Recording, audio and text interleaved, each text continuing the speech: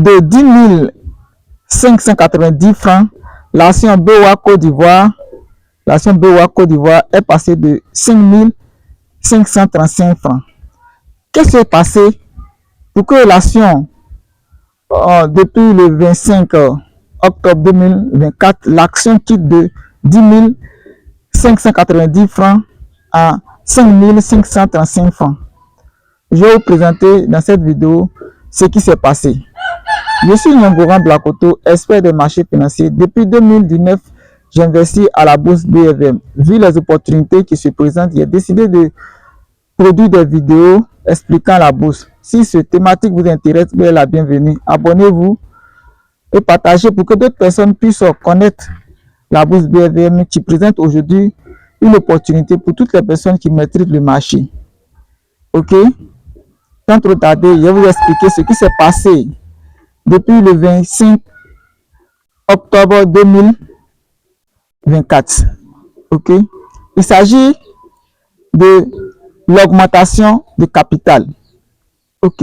L'augmentation de capital. Qu'est-ce que c'est qu'une augmentation de capital en bourse? C'est une opération par laquelle une entreprise émet de nouvelles actions pour lever des fonds. Ok? Donc, BOA Côte d'Ivoire a décidé, ou l'UEMOA a décidé que les banques doublent leur capital. Donc, de 20 milliards, la BOA Côte d'Ivoire double son capital de 40 milliards. Ok? Quel est l'objectif de l'augmentation de capital? Le financement de projets. L'entreprise peut utiliser les fonds levés pour financer de nouveaux projets, de développer ses activités ou acquérir des actifs. Ok? Voilà. Renforcement des fonds propres. Cela améliore la structure financière de l'entreprise en augmentant ses capitaux propres, ce qui peut être bénéfique pour sa solvabilité. Quand une entreprise augmente son capital, ça veut dire qu'elle est prête pour faire face aux difficultés parce qu'il y a la liquidité. Ok? Peut développer ses activités tranquillement. Ok? Donc, c'est ce qu'il lui a demandé, surtout aux banques et aux BOA Côte d'Ivoire, de faire. Voilà. Il y a plusieurs types d'augmentation de capital. Il y a deux. Avec droit préférentiel de souscription. Cela veut dire quoi? Les actionnaires existants ont le droit de souscrire de nouvelles actions avant qu'elles ne soient offertes à d'autres investisseurs. Ça veut dire que les actionnaires avant, ils sont prioritaires. Ok? Ça c'est le premier. Le deuxième, on dit sans droit préférentiel de souscription. Les nouvelles actions sont proposées à tous les investisseurs sans préférence pour les actionnaires existants. Ok? Donc, on émet sur le marché des actions sans tenir compte des anciens. Voilà. Ce qui est un peu désavantageux pour les anciens actionnaires. Nous allons voir, comme je dis, il y a des processus pour faire une augmentation du capital. Il y a des processus que l'entreprise doit suivre. Il y a des processus que l'entreprise doit suivre. Voilà. L'entreprise doit faire une annonce pour dire que ouais, on va augmenter notre capital. Voilà. On émet des souscriptions, on fait les actions pour dire que voici les actions et les gens achètent. Ok, on fait l'émission, on émet ces actions-là sur le marché après avoir acheté. Ok. Quel est l'impact? Quel est l'impact de l'augmentation du capital? Voilà.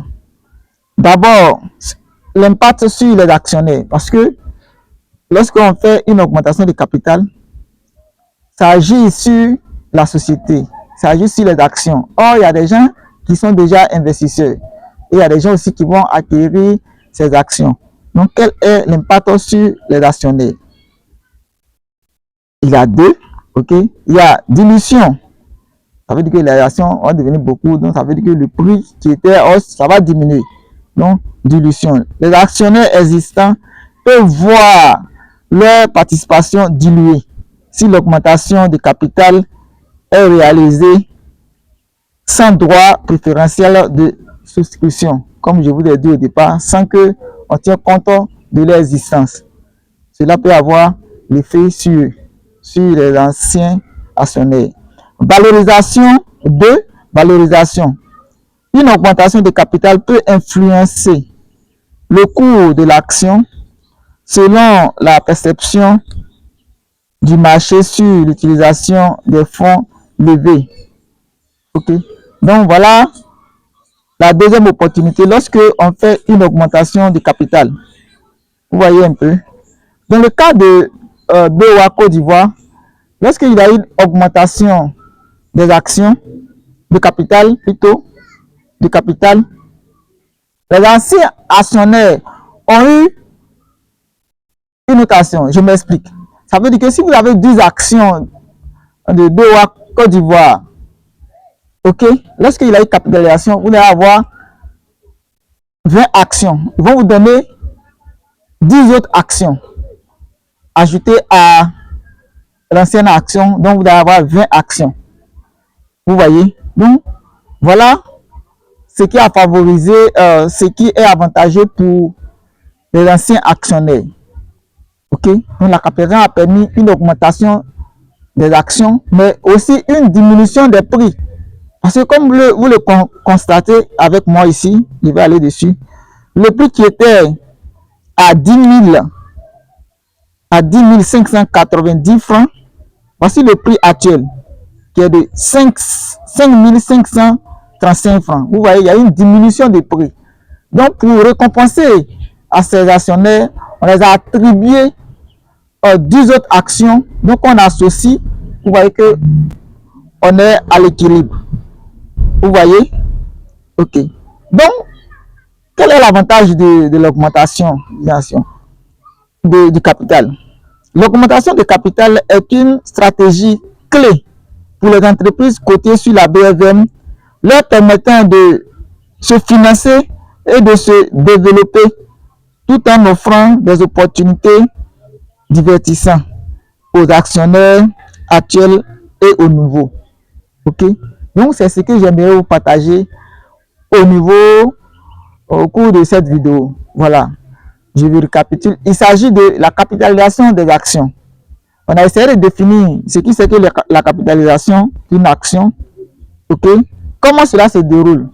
On a dit que ça peut se dérouler sans les anciens actionnaires ou ça peut se dérouler avec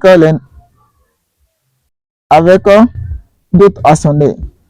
On a présenté le processus et on a vu l'impact sur les actionnaires. Si vous avez aimé cette vidéo sur la capitalisation des actions et surtout ce qui est arrivé à la BOA Côte d'Ivoire depuis le 25 octobre 2024, si vous avez aimé, partagez la vidéo pour que d'autres personnes puissent connaître la bourse BFM et savoir ce que c'est que la capitalisation qui a eu lieu sur BOA Côte d'Ivoire. Merci de vous abonner et à la prochaine.